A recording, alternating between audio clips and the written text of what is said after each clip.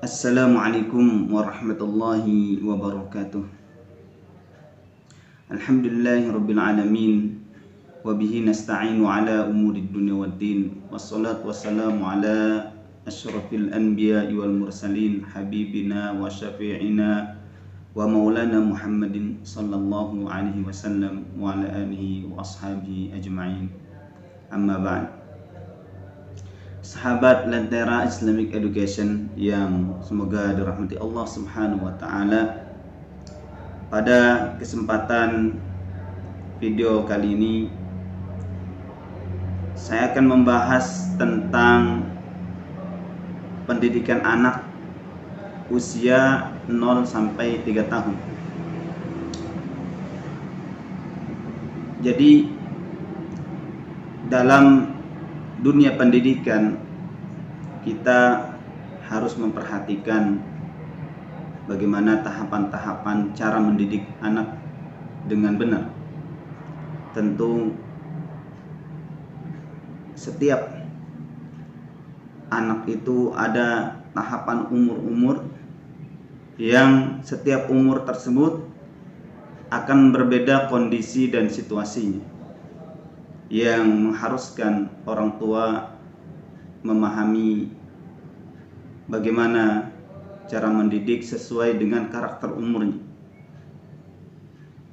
Karena jika salah dalam mengajarkan atau mendidik anak berdasarkan kriteria umurnya, maka juga akan mempengaruhi terhadap anak. Oleh karena itu penting bagi kita sebagai orang tua mempelajari bagaimana pendidikan yang diajarkan oleh Nabi SAW kepada anak-anaknya, dan itu menjadi contoh bagi kita untuk mendidik anak-anak kita.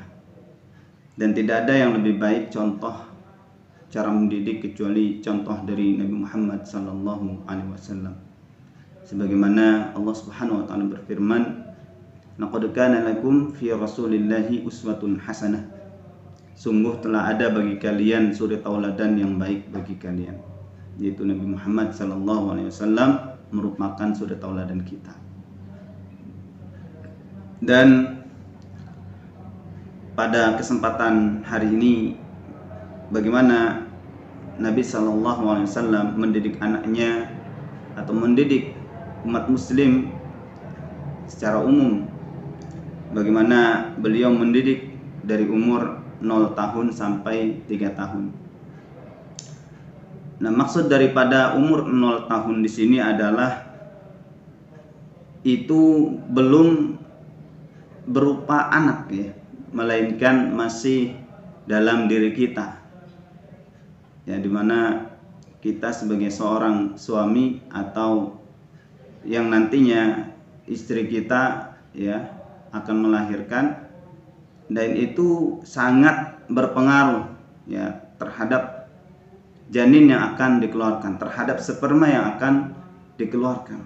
Oleh karena itu penting bagi kita mengetahui bagaimana caranya kita menyiapkan ya segalanya untuk anak-anak kita, berawal dari diri kita sebagai orang tua ya. Yang pertama yang harus kita lakukan adalah berdoa untuk anak saat masih dalam sulbi ayahnya. Jadi kita ya menikah itu tujuannya adalah untuk menciptakan generasi. Tentu yang kita inginkan adalah generasi yang soleh dan soleh, generasi yang baik yang akan meneruskan perjuangan kita sebagai ayahnya, atau meneruskan ya dakwah Islam, meneruskan generasi Islam sampai mendatang. Maka sebelum kita ya menikah, setidaknya kalau kita sudah menikah ya, maka kita perlu perhatikan diri kita ya. Kita harus berusaha mengupayakan bagaimana nantinya ya air mani yang kita keluarkan ini merupakan air mani yang diberkahi Allah Subhanahu wa taala. Air mani yang akan menghasilkan janin, yang janin itu kemudian menjadi seorang anak yang soleh dan solehah. Maka kita perlu perhatikan di mana di dalam tubuh kita ini ada darah yang mengalir. Tentu darah ini tercipta atau terus bekerja karena asupan makanan atau minuman dari kita. Maka kita perlu perhatikan agar darah yang mengalir dalam tubuh kita ini adalah dari makanan dan minuman yang halal, yang baik bagi kita. Sebab salah satu hadis menjelaskan bahwa di dalam diri kita ini ada yang disebut dengan mudghah. Jadi gumpalan darah. Dan juga di dalam hati kita, di dalam diri kita ada yang disebut dengan al-qalb, hati, di mana hati ini memompa setiap aliran darah. Oleh karena itu kata beliau, barang siapa yang hatinya rusak maka keseluruhannya rusak. Sebaliknya kalau hatinya baik maka keseluruhannya baik. Maka kata beliau, ala fil jasadi mudghah.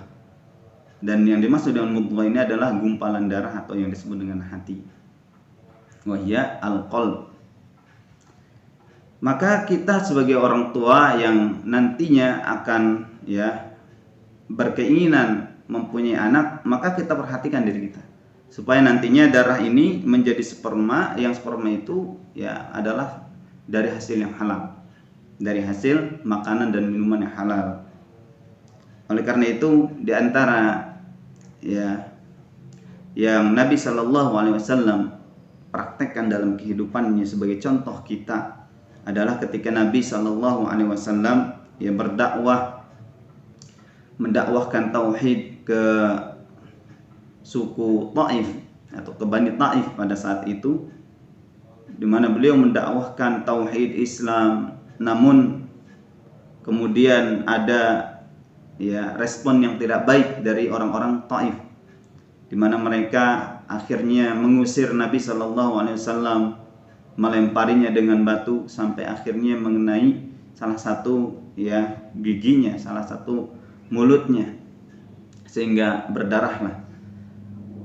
Nah, disinilah kemudian malaikat yang menjaga gunung menawarkan kepada Nabi, apakah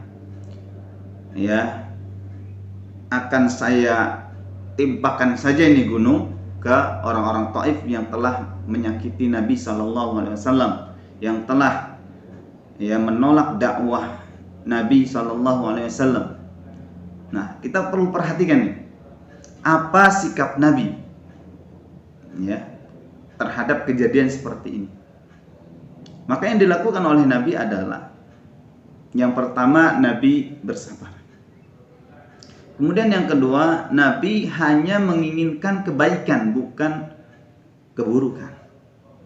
Nabi adalah orang yang tidak semena-mena ingin supaya kaumnya ini yang tidak mau menerima dakwahnya itu langsung diazab. Tidak seperti nabi-nabi terdahulu sebelumnya, yang kalau kaumnya durhaka sudah berkali-kali didakwahkan, diingatkan, dinasihati, tapi mereka tetap saja mendustakannya, maka nabi-nabi terdahulu meminta supaya kaumnya diazab oleh Allah Subhanahu wa taala.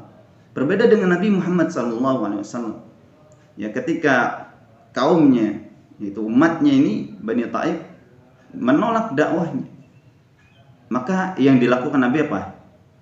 Berdoa kepada Allah Subhanahu wa taala agar ya keluar dari sulbi-sulbi mereka ini, ya tulang rusuk mereka ini, atau dari diri mereka ini, itu keturunan-keturunan yang ahli tauhid, yang nantinya akan mendakwahkan Islam. Dan itu permintaan Nabi, doa Nabi ya atas kejadian ini. Sehingga dari doa Nabi tersebut benarlah dari orang-orang Taif kemudian ada yang masuk Islam. Kemudian ya semakin banyak yang masuk Islam. Bukan hanya itu, keturunan-keturunan mereka pun akhirnya menjadi keturunan yang baik berkat doa Nabi Sallallahu Alaihi Wasallam. Dan coba kita lihat, perhatikan yang sekarang ada di Saudi Arabia, tepat pada suku Taif di situ. Banyak di antara mereka yang ahli Quran, yang ya ulama-ulama juga banyak di sana. Itu berkat doa Nabi. Syahidnya adalah bagaimana ketika ya Nabi SAW mendoakan sesuatu yang belum terjadi. Nah, Nabi mendoakan kebaikan kepada diri mereka, orang-orang Taif.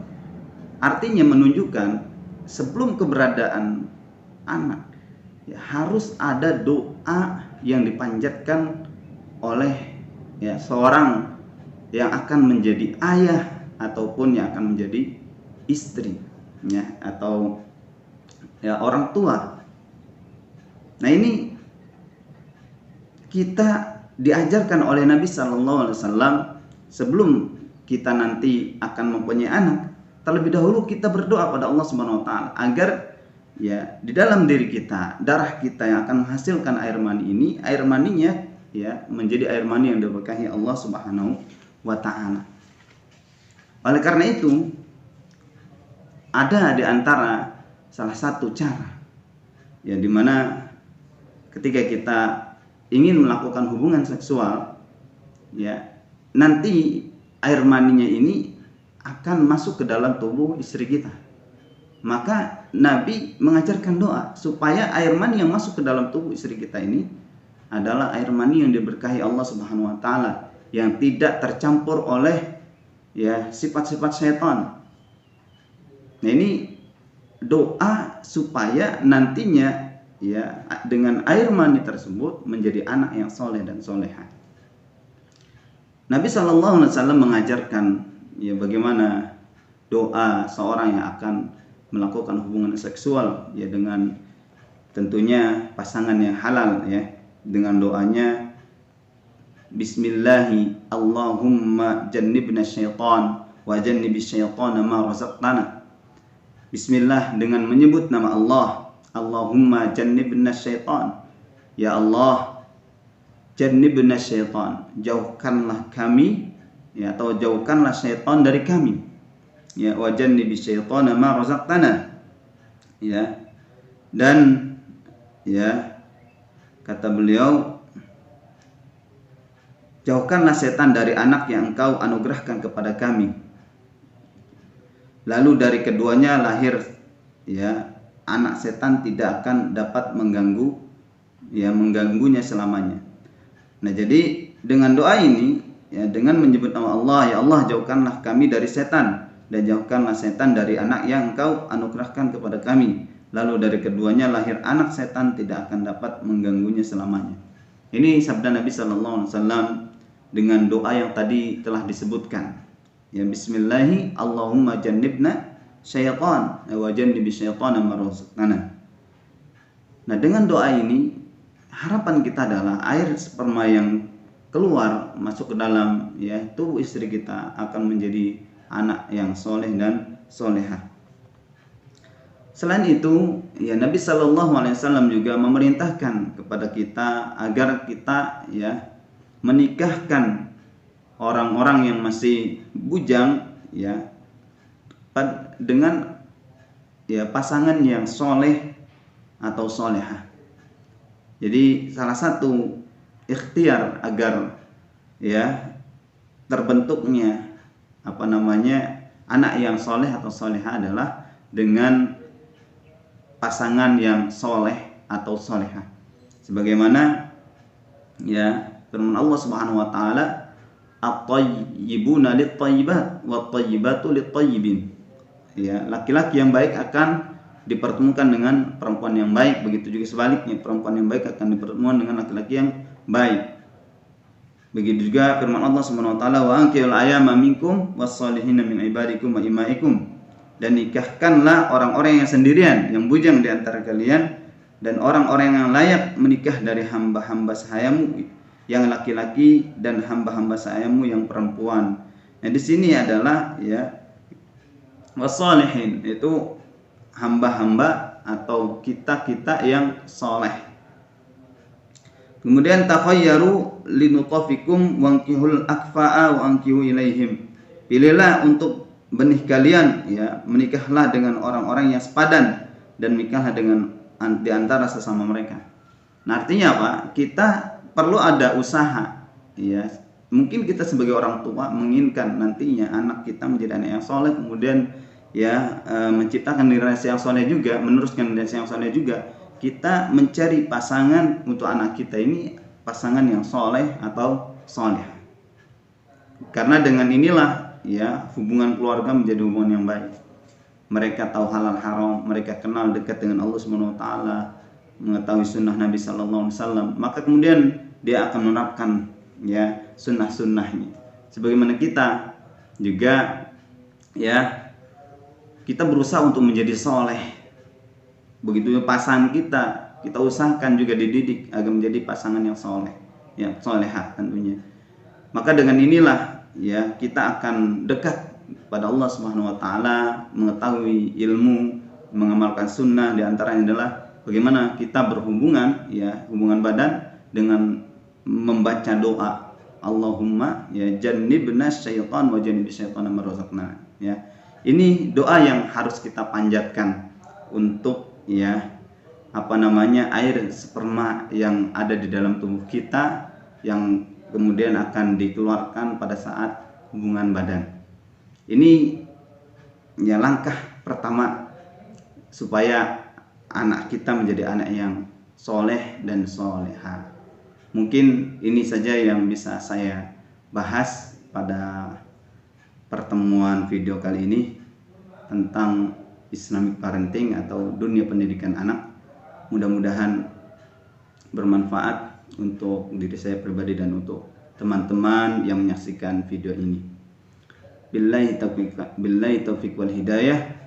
Wassalamualaikum warahmatullahi wabarakatuh.